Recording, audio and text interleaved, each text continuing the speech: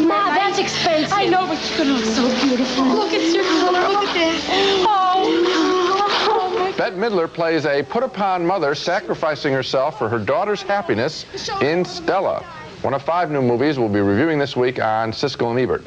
Other stars in this week's movies include Jessica Lange and Dennis Hopper. I'm Gene Siskel of the Chicago Tribune. And I'm Roger Ebert of the Chicago Sun-Times. Our first movie is named Stella, and it's a tearjerker, a great tearjerker with a big heart, starring Bette Midler as a working-class mother who has a child out of wedlock and raises her on her own. As the movie opens, Midler is a barmaid and the baby's father is a medical student. When they learn that she's pregnant, the future doctor, played by Stephen Collins, makes a half-hearted proposal of marriage, but Midler is an independent woman who's determined to work things out on her own. Come on, you don't want to marry me. I don't want to marry you either. Look at you, trying so hard. All the time you're thinking, oh my God, I gotta marry a pregnant bartender who quit school in the 10th grade. The daughter is played with great spirit and conviction by Trini Alvarado, as in this scene where malicious rumors cause her friends to stay away from her birthday party. I mean, if they don't want to come to my party, I can deal with that. This is Midler's finest moment in the movie. She goes to talk with the fiancé of her daughter's father to ask them to take the girl because they can give her advantages that Midler can't. And so if you and Stephen was to get married and she was to come and live with you, you could probably adopt her. And the two of you have the same last name. And everybody would just naturally think she was yours.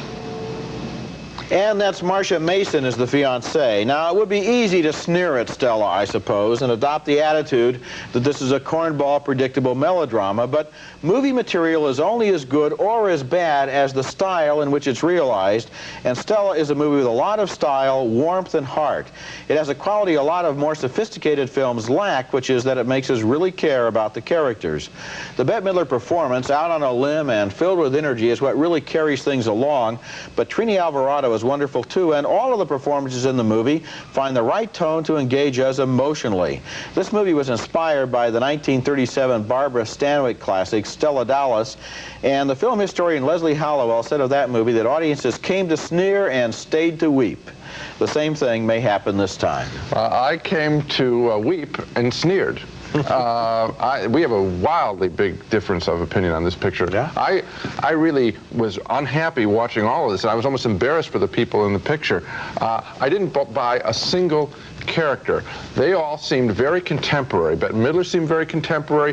Trini Alvarado particularly seemed like a high-energy, attractive young woman of the late 80s or early 90s. And in this picture, it's all photographed and stylized as some kind of 50s or 40s melodrama, and I didn't think it worked. I never believed that Stephen Collins would be the least interested in Bette Midler. I don't understand why they got married in the first place. They didn't get married. I mean, why they had a relationship in the first place. None of it worked. Well, Gene, to some degree, I think you have to be a little bit forthcoming when you come to a movie like this. This is a tearjerker, weepy melodrama. That's what it is. That's I wanted it to be that. The people in it are very likable. The situation is not believable. It's not supposed to be believable. It's supposed to be manipulative. Either you're going to go with it and allow it to have this effect on you or not. Now, I love these people. I thought Midler's performance had so much, it had a flair to it. I mean, the timing, the way she carried herself, the way she talked. She seems like she's role-playing some pale Xerox copy of Stella Dallas, the old 40s heroine who's going to be plucky and survive. I don't know. I laughed one thing I do not do ever, so I'm going to break my own rule and do it right now, is I never review the audience. Right. I'm going to tell you, when I saw this movie at a sneak preview, everybody in the theater was blowing their noses, honking. Well, there's a lot of flu going around. A lot of flu going around. Gene, now come on. Now, no, I mean, I heard really emotionally. I'm not going to retreat into the audience. I laughed at the picture. Well, and I heard Okay, some well, echoes. I had a great time, and you caught flu. Next film. Our next film is called Heart Condition, and it's a real shock to watch because it wastes the talents of two of the best actors of recent years, Bob Hoskins and Denzel Washington. These are actors who previously have almost always guaranteed adventurous films, but not this time. Heart Condition turns out to be yet another body switch movie. We really needed another one of those. This time placing the heart of a black man into the body of a bigoted white detective. Bob Hoskins from Who Framed Roger Rabbit plays the detective who requires a heart transplant to save him from the effects of his bad diet. Denzel Washington from The Mighty Quinn and Glory stars as the ghost of the lawyer who was murdered and whose donated heart saved Hoskins. Only Hoskins now can see Washington. You listen to the doctor. Don't you know what the doctor does now? You're looking very stupid. You are dancing with a cheeseburger.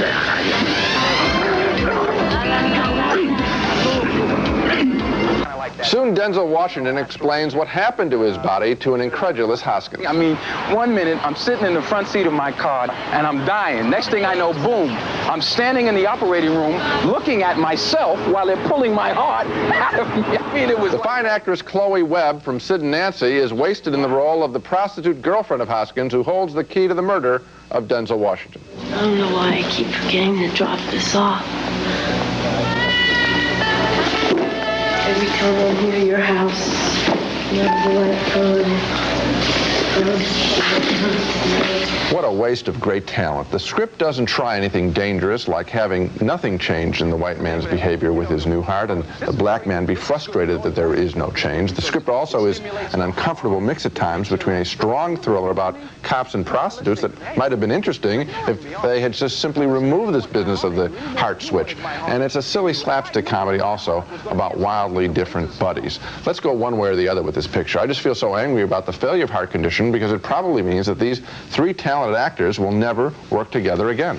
I agree with you totally on this movie. The thing that really confused me was that it was all over the map in terms of tone. There are scenes here that could belong in a little whimsical fantasy. There are scenes here that belong in some of the roughest, toughest cop movies we've ever seen, including that villain who's going to kill or control people by giving them overdoses of drug shot into their veins. That's a little bit heavy for a flighty fantasy about a body switch. And as for the insights into the fact that the cop is a racist and now he has the heart of a black man and the ghost follows him around everywhere, there weren't any real insights into black-white behavior here. It was just all stereotypes in which people behave in expected ways and they react in expected ways. It was a complete miscalculation from beginning to end. And it would be just another bad movie if that were the only thing. But when you have superior acting talent and you're seeing Hoskins and you're seeing Washington and Chloe Webb, then you say, oh my gosh, they're really blowing it. And then you start to question, why did they pick this picture? I mean, was it for money or what? I mean, it's just goofy. Well, maybe, you know, why does anybody pick any picture? Because they think it's going to be good. And that's where we come in. And sometimes money. I should have picked a different one. When we come back, Jessica Lange stars in Men Don't Leave, the story of a young widow facing life on her own. Mrs. McCauley, I know you're going through some personal problems. You are my problem. It is named Men Don't Leave, and it stars Jessica Lange as a happily married woman with 2 sons. One day her husband is killed in an accident, and so she's left to raise the boys as best she can. She sells their small-town house, moves to the big city of Baltimore, and gets a job with a gourmet delicatessen. Of course, the big question is, will she find a new man in her life? And the answer is, of course she will. He's a musician, and they have a meet-cute when she drops lunch all over the floor. We're playing here Friday night. It's a very weird program. Do you like weird music? Yes. Good. Bring a boyfriend or a husband or whatever. And afterwards we'll get together and all throw food on the floor. That's Arliss Howard experiencing love at first sight. Lange's older son, played by Chris O'Donnell, soon starts a strange relationship with a somewhat older woman who lives in the same Baltimore high-rise. She's played by Joan Cusack, whose performance is one of the best things in the film. Are you a nurse? No, but I help people. Lange disapproves of this relationship, but despairs of controlling her family in the strange new city environment. I really don't want you in my house if you can't treat us with some degree of courtesy. You know, I don't know what your story is, but why don't you hit the streets and find a nice little 10-year-old, and then you can really go to town. Meanwhile, Lange's own relationship with the musician is on again, off again. I like you. I like to be closer to you. If it can't be physical, let's go bowling. There are actually certain similarities between Men Don't Leave and Stella. Both of them are manipulative tearjerkers, but while Stella has the courage to admit it and to go for it, Men Don't Leave is all cluttered up with the debris of unnecessary realism. It pretends to be a lot more sophisticated than it really is willing to be. Jessica Lange is actually very likable in this movie, but the screenplay is a mess. A thicket of false starts and dead ends, and the movie's unconvincing happy ending feels like it got that way only because they left out about 3 crucial scenes at the conclusion of the film. Among the many questions I have about this movie are, I doubt if a 4th grader could ride his bicycle and hop a freight train out of Baltimore and wind up in a small town a 2-hour drive away. I doubt that hot air balloon rides are an instant cure for manic depression. And I also doubt that many women in this predicament will be able to find a man who is infinitely gentle, understanding, laid back, and saintly. I just find that hard to believe. Well, this is sort of classic. We got to just preserve this show, if only to say, I declare that this is the good, really fine movie, and that Stella is worthless. You're joking. That is exactly the way I saw these 2 pictures. If they're going to, if people are ever going to, you know, they always want to know about our relationship and what we are like. Look at these 2 pictures and see what you think. Then that's what we really like, because this picture to me is lifelike. This is tough. There's a heartbreaking scene where the older boy, the 17-year-old, wants that man to come back into his mother's life, and it's a beautiful scene. I defy you to not be emotionally moved by that scene. In fact, I'm going to ask you, were you not emotionally moved by that scene where he pleads for the guy to come back and be friends with his mom? I like that scene. All right, that's a good scene. Yeah, I did like that scene. But Gene, just a second now. Yeah. Here's the problem here. You say this movie is realistic. I say Stella and this movie are equally manipulative and artificial, but that Stella has the honesty to say, that it is a tearjerker. This movie, which pretends to be the sociological study of this person, is more of a fantasy, really, than Stella. I mean, come on, this is the unmarried woman syndrome again, where the woman is alone, and who does she meet? The greatest guy in the world, you know? And he's understanding, and he's there for her, and he's always just perfect. I'm surprised you couldn't see them, you know, pushing your buttons all during the movie. I was enjoying the story. No, because I didn't expect in this kind of story to find the Joan Cusack character. I didn't expect to find... What happens at the end? Wait a second. Can you even tell me what happens at the end of this movie? Oh, life goes on, and boy, that's exactly what happens. Do they get the money from the lottery or not? Is she really the partner of that woman in the bakery? Where'd she get her new clothes? Where'd she get her hairdo? Does she even have a job? She's going to have a job. You don't know any of that stuff. She's going to have a job. There are scenes missing right and left. Roger, you don't know what is going to happen in the future. What about her depression? That's it? You have a deep depression, you go on a hot air balloon, and the depression goes away? She's going to have a depression later. Gene, this movie was just as much a soap opera as the other one. Just not honest enough to say so. No, I think it's not even the same kind of soap opera. I think this is patches of realism and wild comedy, directed by the guy who did Risky Business, and it's another good film. Real disappointment from Paul Brickman. I like this picture a lot. Coming up next, Dennis Hopper has some fun with his 60s hippie image in Flashback, the story of a 60s prankster coming out of hiding and confronting the 80s. You like me, but you won't admit it. Flashback, and it's a close call for me. I like the performances more than the story, which is about a 60s hippie prankster coming out of hiding in the 80s and blowing the mind of a very uptight 1980s FBI agent assigned to transport him by train to prison. Dennis Hopper is well cast as Huey Walker, the Abby Hoffman-like character, here an uneasy rider on the train with the agent played by Kiefer Sutherland. 60s are over, Huey. Times have changed. They passed you by. We can't all be flower children for the rest of our lives, you know. But we don't have to be in such an all-fired hurry to grow up either.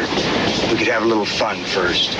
So far, so good. Great casting. But the story gets too broad in its humor when Hopper, now disguised as an FBI agent after breaking free from Sutherland, is captured by a couple of former hippies angry at the feds for harassing the legendary Huey Walker. They don't realize they're talking to him. And you two guys are going to be doing the hot squats if you don't release the urine.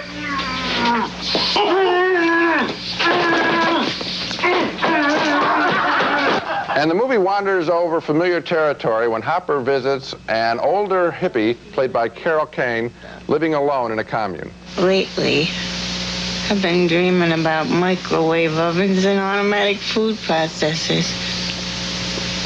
I think that means that I sold out.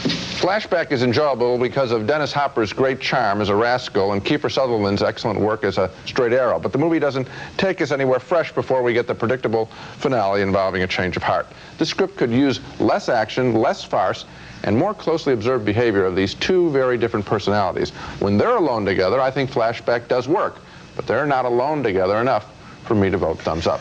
Well, this was a close call for me, too, and I am giving it thumbs up, and I'll tell you why. At the beginning of the movie, when you had Sutherland and Hopper together, it looked to me like it was going to be a retread of Midnight Run, you know, where the two people are on the train together and they're going to talk to each other, and one will talk the other one out of, and so forth. It looked like a formula picture. What I liked is apparently the part you didn't like, where they break through the formula by coming up, first of all, with that crooked sheriff who's running for office, and then I enjoyed the fact that two hippies from the 60s would run into this guy, and he's still their hero, and so even though they're now middle-class guys, they're going to try to help him out a little bit. And I also enjoyed the whole flashback to the 60s in terms of that commune and the Carole King character. I liked all of that because it contrasted the values of the 60s with the values of the late 80s, and I enjoyed it. I also feel that Dennis Hopper's performance all by itself is enough to get your thumb above the horizontal. I thought that it was very predictable that we would get the older hippie thing. I mean, that part of me, I think I've seen that before, and there was one other picture where you meet the old hippie. I can't remember the name of it a couple months ago. So that I expected to see. I like these two guys. That's the part that is exciting. Kiefer Sutherland does not overplay his hand. I mean, he really plays the character with a vengeance, just as tough as Hopper does. I mean, if you want to see Dennis Hopper's performance in the picture, you're not going to have a bad time. Unfortunately, it isn't supported by enough. When we come back, Cinema Paradiso, the story of a small town where a small theater represented the magical world of the movies. Charmer, a movie called Cinema Paradiso that takes place in the late 40s and early 50s in Sicily and is mostly set inside a small town's only movie theater. The movie stars that sad-faced actor Philip Noiret as the projectionist in the theater and young Salvatore Cassio as Toto, a local boy.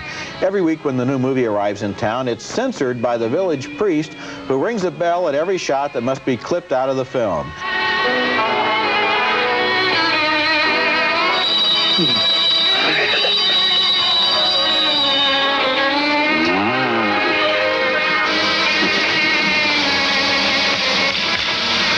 The projectionist is a little bemused by the boy's love of the cinema and teaches him how to run the projector.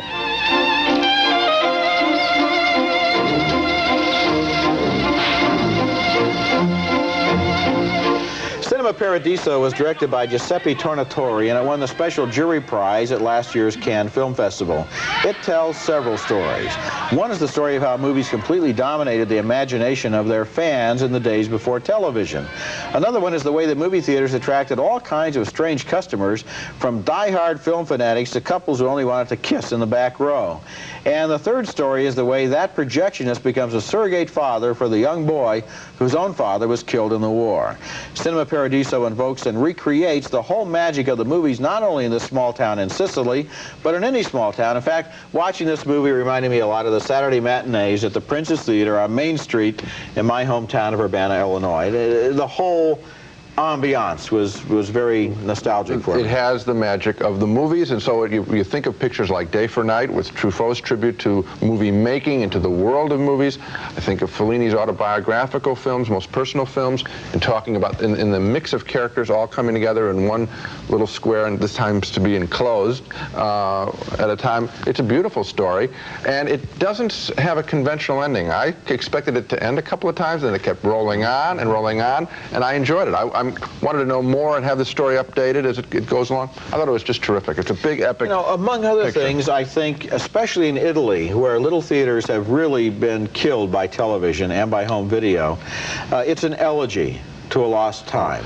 Because in small towns, not only in Italy, but all over America, the theater was where people got together and their dreams were on the screen. And because they were there in the theater together, sharing these dreams, it helped make a commonality of what they were afraid of, what they were hopeful of, and things like this. Now, when everybody is kind of in front of their own television set all by themselves, it's kind of lonely when you laugh. There's nobody to hear you when you're laughing. Yeah, I mean, it's mournful when you see he visits the thing now being destroyed, and there's a little frieze of plaster from the projection booth, and there's cobwebs in it, and something has been lost in American It's a very movies. sweet, it's a very nice film. Now let's recap the movies we reviewed on this show. A big disagreement on Stella, the Weeper starring Bette Midler. I didn't believe a minute of it. The actors seemed much too contemporary for the old-fashioned cornball story. Roger loved the whole thing. 2 thumbs down for Heart Condition, the heart transplant comedy that also wanted to be a tough thriller. Another big disagreement on Men Don't Leave, with Jessica Lange as a widowed mother. Roger thought the film had too many loose ends, but I really liked its unpredictable quality, bright writing, and comic weirdness. Another split vote on Flashback. We both enjoyed Dennis Hopper's performance. I just found more flaws with the rest of the movie than Roger did. And 2 more thumbs up for Cinema Paradiso, an elegy for a time when movie-going was a communal joy, and I really recommend Men Don't Leave. I think it's a good film. And I recommend Stella, and it's a total, complete, basic, fundamental difference between the two of us. You bet. And, you know, if anybody sees both movies, I'd like to hear from them. Write care of your local station. I'd like to see what's in the mail. Well, we both know that they'll see one good movie. Okay, that's it for this week. Next week we'll be back with Stanley and Ira, starring Jane Fonda as a bakery worker who falls in love with Robert De Niro, and Loose Cannon starring Gene Hackman and Dan Aykroyd. That's next week, and until then, the balcony is closed.